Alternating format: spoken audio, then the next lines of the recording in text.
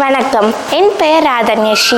நான் 8ஆம் வகுப்பு ஆ பிரிவில் படிக்கிறேன். நான் இன்று படிக்காத மேதை, தென்னாட்டு காந்தி, கருப்பு காந்தி, பெருந்தலைவர், ஏழையின் பங்காளர் என்றெல்லாம் போற்றப்பட்ட பெருந்தலைவர் காமராசர் அவர்களை பற்றி உரையாட வந்துள்ளேன். காமராசர் அவர்கள் 1903ஆம் ஆண்டு ஜூலை மாதம் 15ஆம் தேதி விருதுநகரில் குமாரசாமி நாடார் மற்றும் சிவகாமி அம்மாளுக்கு மகனாக பிறந்தார்.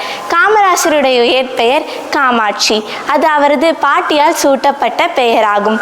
ஆனால் அவரது தாயோ ராசா என்று அழைத்தார். காலம் மருவியதால் காமாட்சி மற்றும் ராசா இணைந்து காமராசர் என்றானது. இளம் வயதிலேயே தனது தந்தை இழந்த காரணத்தினால் காமராசர் அவர்களால் தனது படிப்பை தொடர இயலவில்லை. அதனால் தனது மாமாவின் துணிக்கடையில் பணியாற்றினார். மாமாவின் துணிக்கடையில் பணியாற்றும் போது தலைவர்களின் உரையாடலால் ஈர்க்கப்பட்டு இந்திய காங்கிரஸ் கட்சியில் செயலாளராக சேர்ந்தார்.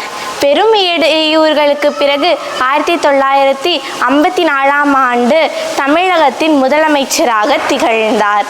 காமராசர் முதலமைச்சராக பதவியேற்ற நேரத்தில் சுமார் 6000த்திற்கும் மேற்பட்ட பள்ளிகள் மூடப்பட்டு இருந்தன. அவற்றை உடனடியாக திறக்க ஆணையிட்டார். மாநிலம் முழுவதும் அனைவருக்கும் இலவச கட்டாய கல்வி திட்டத்தை அறிமுகப்படுத்தினார்.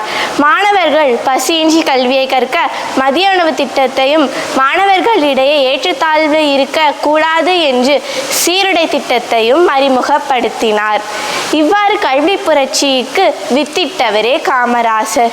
காமராசர் அவர்களுக்கு அரசு செய்த சில சிறப்புகள். மதுரை பல்கலைக்கழகத்திற்கு காமராசர் மதுரை பல்கலைக்கழகம் என பெயர் சூட்டப்பட்டது.